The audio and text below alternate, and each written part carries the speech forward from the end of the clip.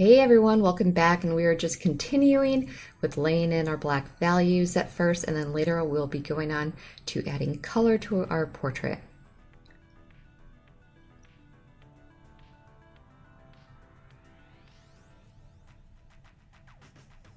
Yeah, I mean, all of this is pretty straightforward. You can tell where my opacity with black paint is a little bit like more opaque than transparent. I like to keep any shadow, like the shadows underneath his gas mask. I like to keep those pretty transparent. You only need a little bit of paint with a lot of glazing to make your shadows look more realistic.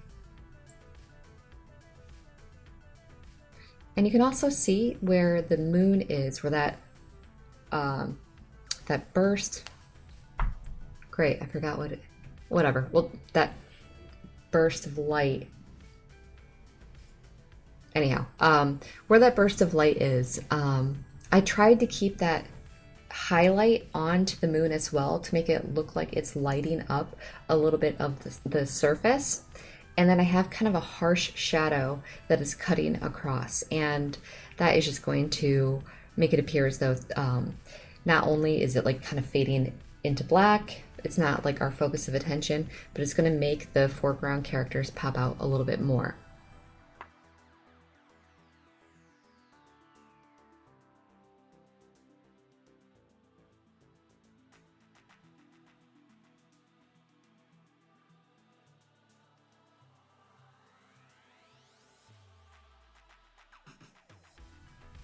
Okay, we have finally added in our first colors, and it really is kind of like just more color glazing. I'm laying pure pigments down, and these are the colors that we swatched out on Canva. And I'm still adding a lot of glazing liquid to it, but any colors that were kind of lost in my dark values I'm just kind of adding them back in. Now you can also, if you let your layer of black values dry, you can apply a layer over those as well. And like we said with portrait number 1 of this class, when you let the layers dry, you're really just like kind of, it makes it just completely separate. The paint isn't really blending together. You're really just adding another layer on top. So even though the black will shine through, it's still going to give the, like right now I'm using probably my cadmium orange. That is really just going to create a layer on top of it, and your blacks will kind of be toned down a little bit or desaturated a little bit. Very similar, like I was talking about before, when you colorize a black and white photo, even though you're adding color on the black and white photo, the darkest values will appear like very high contrast. But they are also changing that color of black, even though it is our darkest pigment. All right, right now I am starting to add in some quinacridone. This is my quinacridone magenta. And the quinacridones that I use are quinacridone magenta, which is the one I'm using at the moment, and a quinacridone crimson. So the magenta is more violet. It's more, it's cooler in color. And the crimson is warmer in color.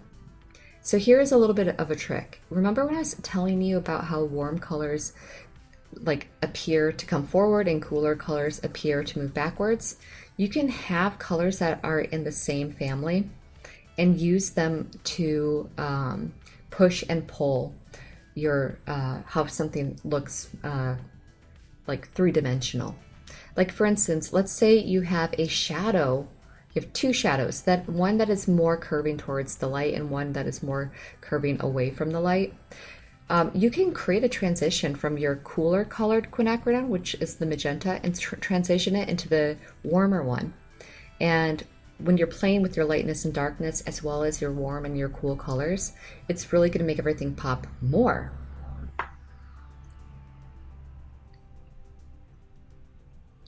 At this moment in time, I'm not focusing really on what their local color skin tone is, because it's really not that important when you have such a stylized lighting and color palette. You can add hints of their local color, skin color. Like for instance, in areas where you need to blend it a little bit better, you can add in a little bit of their skin color. But for the most part, because everything is this like future world that is highly influenced by the burning earth and this blue moon exploding, reality doesn't matter. You can create your own worlds, and this class is not meant to be a realistic portrait painting class. We already did that. This is meant to push the boundaries now. Like, think more about what your idea of style is, and it doesn't have to be like anyone else's.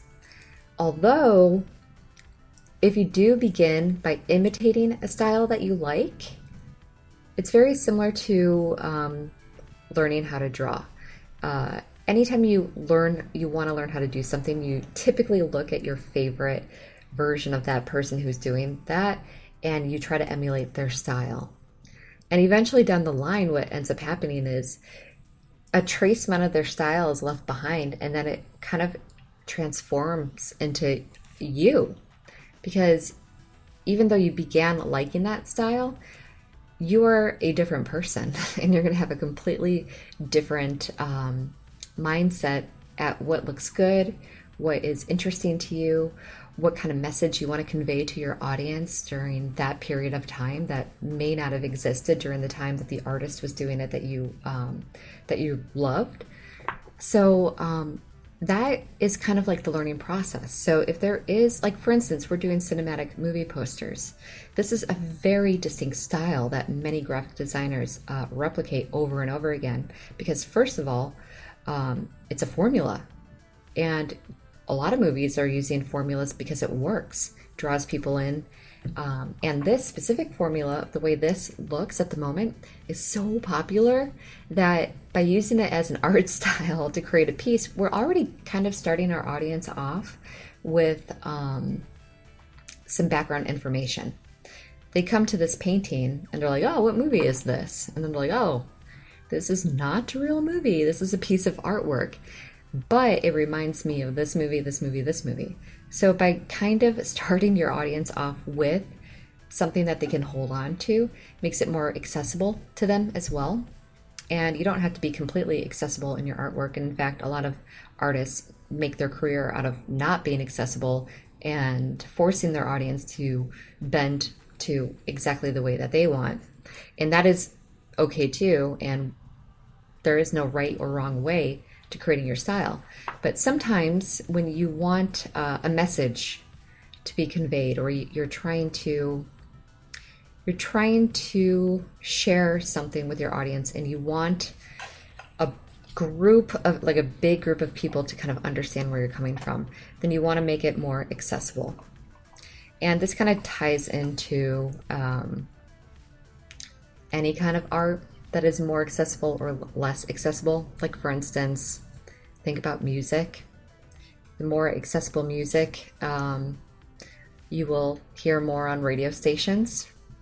And that used to be the only way that we were able to hear music, is by that one resource. But now, because of the internet, there are so many different ways that we can discover new music. Same with the internet for art. So it really all depends on what you're trying to go for. If you need something to be more accessible because you're appealing to a wide audience, then think about some things that you can get your audience to relate to immediately. A broad range audience can relate to immediately.